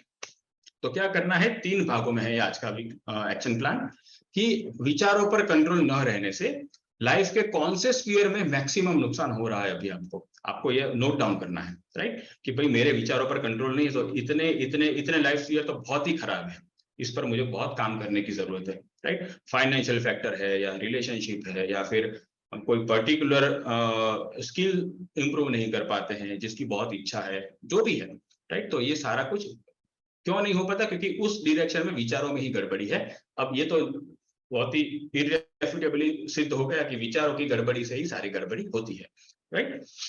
फिर क्या करना है, वो स्फीयर को आइडेंटिफाई करने के बाद यदि वो कंट्रोल आ जाए, वो स्फीयर में वो विचारों का वो कंट्रोल आ जाए, तो क्या क्या एक्स्ट्रा बेनिफिट, क्या क्या एक्स्ट्रा वैल्यूज मेरी लाइफ में ऐड हो सकती है, उसका एक पूरा बाकायदा लिस्ट बनाइए, एक लिटरल लिस्ट बनाइए कि भाई अगर मेरी रिलेशनशिप सुधर गई, अगर मेरी फाइनेंशियल सिचुएशन सुधर गई, या अगर मेरे अंदर ये स्किल्स आ गई, तो 1 2 3 4 5 6 ऐसे करके लिस्ट बना के इतनी इतनी वैल्यूज मेरी लाइफ में ऐड हो जाएगी, राइट। तो आपको एक बहुत ही बूस्ट मिलेगा कि हाँ यार, तो फिर ये मुझे इसके ऊपर काम करना ही करना है। तो ये एक सेल्फ मोटिवेटिंग ये एक्सरसाइज हो जाएगी, ठीक।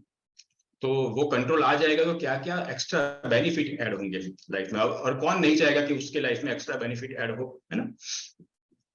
और जब हमें पता चला कि ये गड़बड़ियां करते हैं और अगर इसको कंट्रोल कर लिया तो इतने सारे बेनिफिट्स मिलते हैं, तो फिर कंट्रोल किया कैसे जाए, जैसे अभी हमने उसकी प्रोसेस समझी कि उन अनियंत्रित विचारों पर विटनेस मोड को लागू करना है। उसको देखते रहो जहां तक कि उसका पागलपन सिद्ध ना हो जाए, तब तक उसको देखते रहो। अरे ये इतना फालतू थॉट था, इसके पीछे मैं दौड़ रहा था, या इसके पीछे मैं दौड़ रही थी, अरे ये इतनी फालतू इमोशन थी, इसके पीछे मैंने इतने सारे दिन बिगाड़ दिए, मेरा बीपी हाई कर दिया, राइट। तो जब तक कि उसका पागलपन सिद्ध ना हो जाए, तब तक वो विटनेस मोड को डेली बेसिस पर थोड़ा थोड़ा लागू करके प्रैक्टिस करते रहो, और ये बहुत फास्ट हो जाएगा। ऐसा नहीं है कि ये नहीं होगा, राइट। और जब वो लागू हो जाएगा तो आप ऑटोमेटिकली उसके क्लच में से रिलीज होते चले जाएंगे, और जब जैसे ही आप उसकी क्लच में से रिलीज हुए तो आपके पास एनर्जी का पूरा अपसर्ज आएगा। वो एनर्जी को फिर आप ये सारे एक्स्ट्रा बेनिफिट्स प्रोड्यूस करने में लगा सकते हैं, राइट। एक क्लैरिटी डेवलप हो जाएगी, and clarity is the power. आपको पावर मिलेगी और आप ये बेनिफिट्स क्रिएट कर पाएंगे अपने लाइफ में, ठीक है। तो ये आज का आपका वीकली एक्शन प्लान होगा कि अपने लाइफ स्फीयर में मैक्सिमम नुकसान कहाँ है उसको आइडेंटिफाई करो, और अगर वो रिपेयर हो जाएगा तो क्या क्या एक्स्ट्रा बेनिफिट्स हो सकते हैं, और जिसके कारण ये डैमेज हुआ है उन विचारों के ऊपर, वैसे विचारों के ऊपर विटनेस मोड को अप्लाई करो, ठीक। तो ये सॉल्व हो जाएगा। तो ये जो हम सीखते चले जाते हैं उसको प्रैक्टिकल लाइफ में ऐसे अप्लाई भी करना है, ताकि जो पुस्तक हम सीखते हैं वो पुस्तक हम जीना शुरू कर दें। केवल सीखना नहीं है, ये पुस्तक को जीना है हमको, ठीक है। तो पुस्तक को जीने के लिए ये एवरी वीक आपको लास्ट में वीकली एक्शन प्लान दिया जाएगा, ओके फाइन। और अब आता है फिर से आप लोगों को ही पढ़ना है today's revision to be read out by the audience. तो जैसे कि हमने कहा कि हम 5 रिवीजन रखेंगे एवरी वीक में, तो आज का ये फर्स्ट रिवीजन है। आप 5 लोग बारी बारी से हैंड रेज कर लीजिए तो मैं सबको चांस दे सकूंगा। यस आर्यन, आप पढ़ सकते हैं। Radhe Radhe, am I audible here? Okay. हमारे विचारों की संख्या, आवृत्ति, क्वालिटी और एकाग्रता पर नियंत्रण करना अनिवार्य है। राधे राधे। राधे राधे, धन्यवाद। तो कितने विचार उत्पन्न करने हैं ये कंट्रोल में होना चाहिए, कितनी बार वो भी कंट्रोल में होना चाहिए, कैसे वो भी कंट्रोल में होना चाहिए, और किस पर फोकस करना है वो भी नियंत्रण में होना चाहिए।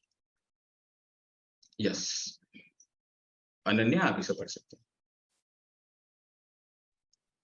राधे विक्टिम मेंटालिटी में दूसरे गलत मैं सही का व्यसन होने से वह मन में बनी रहती है। राइट।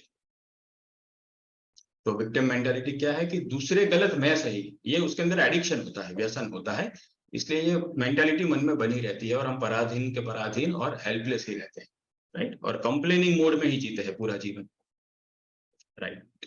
आगे चलते हैं।